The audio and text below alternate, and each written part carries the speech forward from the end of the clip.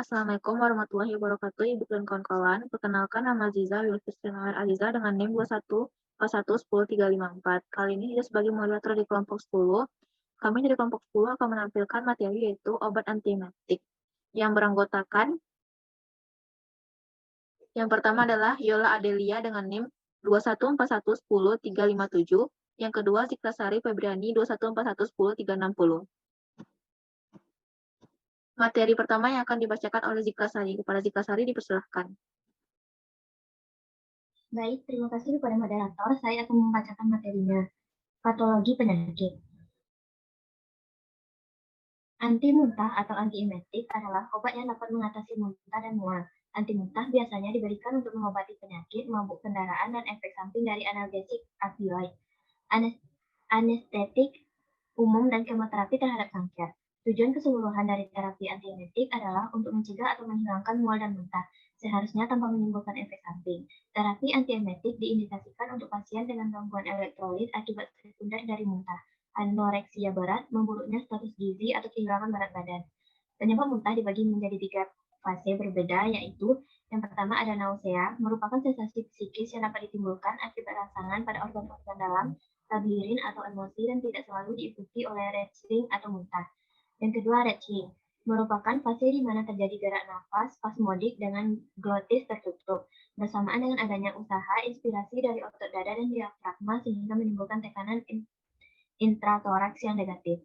Yang ketiga ada emesis, terjadi bila fase retching mencapai puncaknya yang ditandai dengan kontraksi kuat otot perut, diikuti dengan bertambahnya turunnya diafragma, disertai penekanan mekanisme anti-reflux. Pada fase ini, pylorus dan antrum berkontraksi, fundus dan eksofagus relaksasi, dan mulut terbuka. Obat-obat yang dapat menyebabkan mual dan muntah seperti obat kemoterapi kanker, opioid, NSAID, antibiotik, dan estrogen dapat menyebabkan mual dan muntah. Pengobatan yang lain seperti penggunaan digitalis atau teofilin dapat menyebabkan mual muntah seperti pada orang keracunan. Penata laksanaan penyakit secara farmakologi dan non-farmakologi. Penata laksanaan, contoh tindakannya yaitu terapi. Tujuan terapi. Tujuan keseluruhan dari terapi antiemetika adalah untuk mencegah atau menghilangkan mual dan muntah, dan seharusnya tanpa timbulnya efek samping atau efek yang tidak dikehendaki secara klinis. Satu, terapi non-farmakologi. Pasien dengan keluhan ringan mungkin berkaitan dengan konsumsi makanan dan minuman. Dianjurkan menghindari masuknya makanan. Intervensi non-farmakologi diklasifikasikan sebagai intervensi perilaku termasuk relaksasi, biofeedback, self-hipnosis, distraksi kognitif, dan desensitasi sistematik muntah. Psikogenetik mungkin diatasi dengan intervensi psikologi. 2. Terapi farmakologi. Obat antiemetik bebas dan dengan resep paling umum direkomendasikan untuk mengobati mual muntah. Untuk pasien yang bisa mematuhi pemberian dosis oral, obat yang sesuai dan efektif dapat dipilih, tetapi karena beberapa pasien tidak dapat menggunakan obat oral tidak sesuai. Pada pasien tersebut disarankan penggunaan obat secara rektal atau parenteral. Untuk sebagian besar kondisi dianjurkan antiemetik tunggal, tetapi bila pasien tidak memberikan respon dan pada pasien yang mendapat kemoterapi metode kuat, biasanya dibutuhkan regimen multi obat. Terapi mual muntah simpel biasanya membutuhkan terapi minimal, obat bebas, atau resep berguna. Pada terapi ini pada dosis lazim, efektif yang rendah. Penanganan mual muntah kompleks membutuhkan terai obat yang bekerja kuat, mungkin lebih dari 1 obat emetik. Prinsip-prinsip umum penata laksanaan terapi. Seringkali mual dan muntah berkaitan dengan suatu infeksi usus yang dapat sembuh sendiri atau kebanyakan makan atau minum alkohol. Keadaan-keadaan ini tidak memerlukan pengobatan spesifik. Mual dan muntah yang menetap dihubungkan dengan stasis lambung. Stasis lambung menyebabkan pelambatan absorpsi dari emetik-emetik atau obat-obat lain yang diberikan secara peroral. Ini merupakan salah satu sebab mengapa antiemetik diberikan per injeksi. Bila muntah menetap, maka obat-obat yang diberikan melalui oral akan hilang percuma jika pasien muntah. Dehidrasi, gangguan keseimbangan elektrolit dan asam basa harus diobati secara tepat. Cairan intravena harus diberikan pada kasus-kasus yang mengalami dehidrasi, yaitu cairan garam isotonik dengan tambahan kalium. Kasus-kasus mual dan muntah akibat pemberian obat dapat diatasi dengan memberikan obat tersebut bersama makanan atau dengan pemberian antiemetik seperti metoclopramide secara teratur. Retching yaitu muntah tanpa isi yang dikeluarkan, lebih mengganggu daripada itu sendiri. Keadaan ini dapat diatasi dengan memberikan sedikit cairan, air, garam, atau susu dalam interval yang teratur. Antacid efektif pada mual menetap yang diinduksi oleh obat, karena dapat meningkatkan laju pengosongan lambung. Semua pasien yang mendapat antiemetik harus diperingatkan atau kemungkinan terjadi sedasi. Pasien-pasien ini harus diingatkan untuk berhati-hati jika mengemudi, menjalankan peralatan yang berbahaya, dan lain-lain. Pada kasus-kasus mual dan muntah yang berat dan menetap, pengalaman klinis menunjukkan bahwa pemberian kombinasi antiemetik cukup efektif. Hal ini agaknya disebabkan oleh fakta bahwa antiemetik tersebut bekerja pada reseptor yang berbeda. Pasien-pasien dapat menyebut muntah yang bersifat mekanik seringkali tidak berespon terhadap antiemetik. Renotiazin tidak berguna dalam mengobati mabuk perjalanan, sementara obat-obat antikolinergik dan antihistamin tampaknya dapat berefek. Pembahasan obat antiemetik. Yang pertama ada indikasi obat antiemetik. Yang pertama ada antihistamin, promethazine. Promethazine adalah obat golongan antihistamin yang digunakan untuk mencegah rasa mual karena mabuk perjalanan. Obat ini umumnya tersedia dalam bentuk sirup yang juga digunakan untuk menangani beberapa kondisi. B. Magnesium. Magnesium adalah antihistamin turunan dari piperazine yang digunakan sebagai antiemetik. Selain itu, obat ini memiliki sifat antikolinergik dan sifat antihistaminik. Juga Pridosin digunakan untuk mengobati mual dan muntah karena sifat antiemetiknya. Kombinasi ini adalah antiemetik yang paling efektif dan aman selama kehamilan. Dosis kombinasi tetap KDT yang direkomendasikan untuk pemberian oral. C. Ada dimenhydrinate. Adalah obat yang digunakan untuk mencegah dan menangani mual, muntah, dan pusing akibat motion sickness. Motion sickness terjadi ketika sensasi gerakan di dalam telinga berbeda dengan sensasi gerakan yang dilihat orang tersebut. Hal ini sering terjadi dalam perjalanan dengan mobil atau kapal laut, sehingga sering disebut mabuk perjalanan. Obat ini juga digunakan untuk mengatasi penyakit Meniere. Dimenhydrinate bekerja dengan cara menghambat kerja zat yang bernama histamin, sehingga mencegah stimulasi saraf di otak dan telinga dalam yang bisa menyebabkan mual, muntah, dan pusing. D-diphenhydramine adalah obat yang digunakan untuk meredakan reaksi alergi pada tubuh seperti mata merah, iritasi, gatal, berair, bersin-bersin, serta pilek. 2. Kontraindikasi obat antiemetik. Kontraindikasi dopteridon melihat sebelum mengonsumsinya, konsultasikan dengan dokter tentang obat-obatan yang sedang dikonsumsi dan riwayat penyakit yang dimiliki agar tidak terjadi kontraindikasi. Jangan mengkonsumsi obat ini apabila memiliki kondisi berikut. Yang pertama ada hipersensitif terhadap zat aktif dopteridon. Yang kedua ada pasien dengan riwayat penyakit jantung. Yang ketiga pasien dengan riwayat kanker payudara. Yang keempat pasien dengan riwayat atau mengidap tumor hipofisis pelepas prolaktin. Yang kelima ada pasien yang memiliki riwayat atau menderita gangguan ginjal dan fungsi hati serta sedang hingga berat. Yang keenam, pasien dengan gangguan elektrolit yang signifikan seperti hipokalemia, hipomagnesemia, hiperkalemia. Yang keenam ada wanita hamil dan menyusui. Baiklah, saya kembalikan kepada moderator. Baiklah, terima kasih kepada Citra Sari. Materi selanjutnya akan dibacakan oleh Yola. Pada Yola, silakan. Baiklah, moderator yang akan membacakan materi lanjutan dari Sari, yaitu kategori obat untuk bumil. Yang pertama, antiemetik lini pertama. Di beberapa negara lain, antiemetik lini pertama yang biasa digunakan adalah kombinasi doxilamin piridoksin. Sediaan ini belum masuk ke Indonesia. Antiemetik lini pertama yang digunakan Indonesia adalah suplemen jahe dan atau piridoksin, vitamin B6.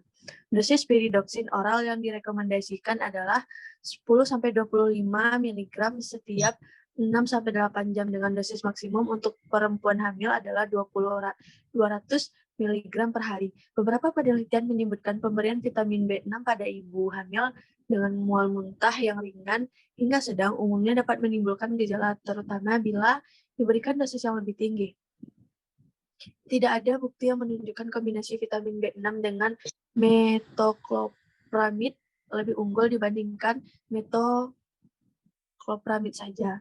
Yang kedua, antiemetik lini kedua. Obat antiemetik lini kedua yang dapat diberikan berupa antihistamin atau antagonis H1 selain doksilamin, mempertimbangkan alasan keamanan untuk janin, terdapat 3 obat yang direkomendasikan, yaitu difenhidramin, meclizine, dan dimenhidrinat. Ketiga obat tersebut memiliki kategori keamanan B untuk kehamilan berdasarkan Food and Drug Administration atau FDA.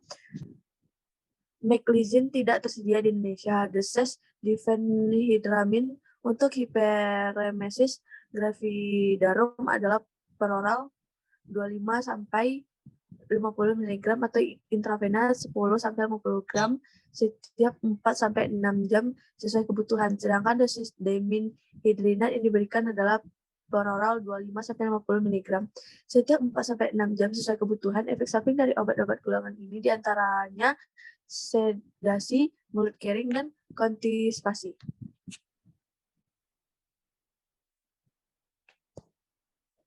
Yang ketiga, antiematik lini ketiga. Obat antiematik lini ketiga untuk hiperemesis gravidarum berupa antagonis dopamin, yaitu metoclopramid, phenothiazine, promethazine, dan prochlorperazine atau butirofenon.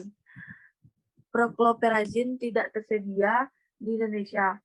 Kategori keamanan pada kehamilan berdasarkan FDA untuk metoclopramid, promethazine, dan droperidol berurutan adalah B, C, dan C. Oleh karena itu, atas dasar keamanan pada kehamilan, maka obat yang paling sering digunakan dari golongan ini adalah metoclopramid. Dosis metoclopramid adalah 10 mg setiap 6-8 jam per hari. Idealnya diberikan 30 menit sebelum makan dan saat akan tidur. Hanya jika tidak terdapat alternatif obat yang lain, dan bila manfaat dari pemberian obat ini lebih besar dibandingkan dengan resiko untuk janin, dosis promethazine adalah 12,5 sampai 25 mg setiap 4 jam. Lebih disarankan secara oral atau rektal, tetapi juga dapat diberikan IM. Pemberian promethazine kontraindikasi secara intraarterial dan subkutan karena dapat menyebabkan gangren pada ekstremitas dan nekrosis jaringan. Obat lini keempat yang digunakan adalah antagonis serotonin. Obat golongan ini yang bisa dipakai untuk mual dan muntah pada kehamilan yakni ondansetron, granisetron, dan dolasetron. Ondansetron adalah obat yang paling umum digunakan dari golongan ini. Ondansetron memiliki kategori keamanan B pada kehamilan. Dosis ondansetron adalah 4 mg. Dapat diberikan secara oral atau bolus 4 setiap 8 jam sesuai kebutuhan. Dosis dapat dinaikkan dan dibatasi sampai 16 mg per 1 kali pemberian. Efek samping ondansetron yang sering terjadi diantaranya sakit kepala, kelelahan, konstipasi, dan mengantuk. Selain itu juga dapat menyebabkan pemanjangan interval QT. Maka khusus pada pasien dengan risiko aritmia direkomendasikan untuk pengawasan dengan EKG. Mekanisme kerja obat. Neurotransmitter yang berperan dalam mual muntah adalah dopamin, serotonin, dan senyawa P reseptor dopamin. Serotonin dan senyawa P terletak di dorsal vagus, area postrema, dan gastrointestinal. Antilemik yang digunakan adalah terapi FMK adalah antagonis reseptor 5-HT3, antagonis dopamin, dan antagonis neurokinin. AR5-HT3 terikat secara seleksi dan kompetitif memblok AR5-HT3 sehingga dapat mencegah input sensori ke pusat muntah dengan CTZ. Akibat antiemetik dari AR5-HT3 dapat tercapai dengan penghambat reseptor 5-HT3 dan 5-HT3B, baik yang terletak di sentral maupun peripel. Obat yang termasuk golongan AR5-HT3 adalah ondansetron, dolasetron, granisetron, dan palanosetron. Reseptor 5-HT merupakan reseptor yang sangat kompleks karena memiliki sedikit 14 subtipe reseptor. Uniknya dari 14 subtipe tersebut hanya satu yang terikat dengan kanal ion atau reseptor ion tropik. 5 yaitu reseptor 5-HT3, sedangkan sisanya adalah metobotropik. Reseptor 5-HT3 mulanya dijumpai pada saraf otonom, saraf sensorik, dan saraf enterik yang ada di saluran pencernaan. Selanjutnya, reseptor ini juga dijumpai di SPP seperti spinal cord, cortex, hippocampus, dan di ujung dengan kanal ion yang tidak selektif. Aktivasinya oleh serotonin menyebabkan kanal kation membuka dan memicu arus depolarisasi yang cepat dan singkat sebagai akibat dari pergerakan ion K+ dan Na+. Kanal pengikatan agonis pada serotonin menyebabkan perubahan konformasi dan aktivasi reseptor 5-HT3. Hal ini menyebabkan gerakan ion bermuatan positif dari celah sinapsis ke dalam sitoplas. Pengikatan antagonis di siklus pengikatan serotonin mencegah aktivasi dan depolarisasi sel terhambat, sehingga rangsang muntah tidak akan dilanjutkan ke pusat muntah. Antagonis reseptor H-HT3 sering digunakan bersama dengan steroid glukokortikoid seperti desamethasone pada induksi mual dan muntah akibat kemoterapi. Penggunaan bersama antagonis reseptor NK1 secara signifikan meningkatkan efektivitas antagonis 5-HT3 secara akut atau kronik pada induksi mual dan muntah akibat kemoterapi. Dalam sebuah studi meta-analisis, antagonis reseptor 5-HT3 dinyatakan efektif dalam mencegah mual dan muntah pasca operasi payudara. Yang kelima, dosis atau aturan pakai. Dokter biasanya akan meresepkan obat ini sesuai dengan usia dan kebutuhan kondisi tubuh. Adapun anjuran dosis dan aturan pakai domperidone, maleate tablet secara umum adalah sebagai berikut. Anak usia 12 tahun ke atas dan orang dewasa diminum 3 kali sehari sebanyak 1 tablet dan kurang 10 mg. Dosis maksimal 30 mg setiap hari. Obat ini dapat dikonsumsi 15-30 sebelum makan agar penyerapannya maksimal. 6 jenis sediaan. Obat antihematik untuk mabuk perjalanan. Yang pertama, dimenhydrinat. Yang kedua, diphenhydramine. Yang ketiga, meclizine. Yang keempat, promethazine. Yang kedua, obat antiemetik saat menjalani operasi yaitu desamethasone, droperidol, granisetron, metoclopramide, ondansetron. Yang ketiga, obat antiemetik untuk flu perut, nutrien sitrat, asam fosfat, bismut subsalisilat. 4. Obat antiemetik untuk pasien yang menjalani kemoterapi. Aprepitan, prochlorperazine, desamethasone, rolapitan, dolasetron, granisetron, ondansetron, palonosetron. Ketujuh, obat, nama obat yang beredar di pasaran atau merek dagang. Yang pertama, nama branded atau generik itu ondansetron, Frazon, Narvos, Clearan, Ondarin, Ondavel, Trovensis, Fonseran, Fomatras, Fematron. Produsernya Frazon itu Veron, Paros, Bernofarm, Yarindo Pharmatama, Novel Pharma, Sanbe, Kalbe Pharma, Desa Medica, Mahaka Medica Pharma.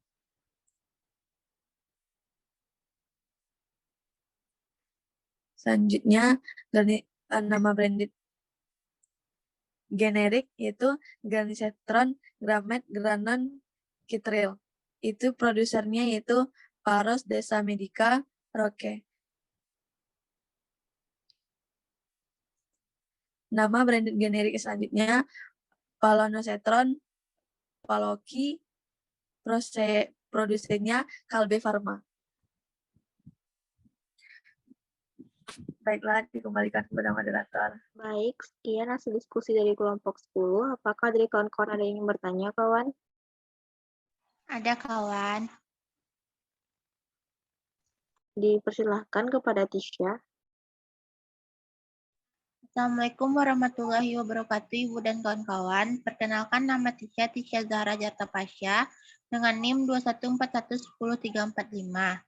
Di sini Tisha berasal dari kelompok 9, ingin bertanya kepada kelompok 10, yaitu bagaimana penanganan efek samping mual muntah pada regimen kemoterapi yang didapatkan pasien. Makasih kawan. Baik, terima kasih kepada Tisha. Apakah dari kawan-kawan ada yang bertanya lagi, kawan? Ada kawan. Baik, silakan kepada Alfioni.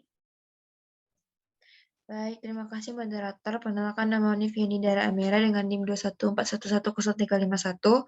Uni dari kelompok 9 ingin bertanya kepada kelompok 10. Apa kaitan domperidon dengan peningkatan produksi ASI? Terima kasih moderator. Baik, terima kasih kepada Fioni. Apakah ada yang ingin bertanya lagi, kawan? Ada kawan.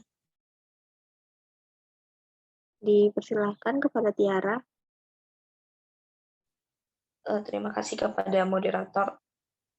Perkenalkan nama Tiara Desti Alma Putri dengan NIM 214110342. Tiara perwakilan dari kelompok 9 dengan pertanyaan, jelaskan kapankah diperlukan golongan obat antiemetik? Terima kasih moderator. Baik, terima kasih kepada Tiara.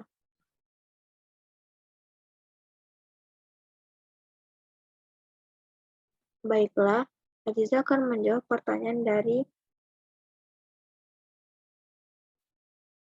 Tiara, yaitu pertanyaannya,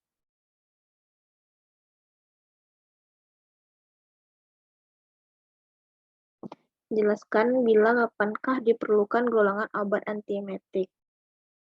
Antiemetik atau anti muntah adalah jenis obat-obatan yang membantu mengatasi gejala mual dan muntah. Obat antiemetik juga digunakan dalam penanganan mual dan muntah yang disebabkan oleh obat lain, serta mual dan muntah akibat morning sickness, infeksi, mabuk berjalan, maupun flu perut. Apakah Tiara bisa menerima jawaban dari Aziza? Baik, Tiara menerima jawaban dari Aziza. Terima kasih Aziza.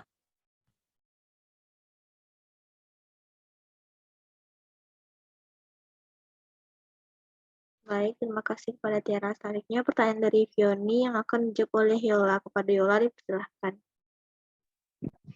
Baiklah moderator, Yola akan membacakan pertanyaan jawaban dari Fioni.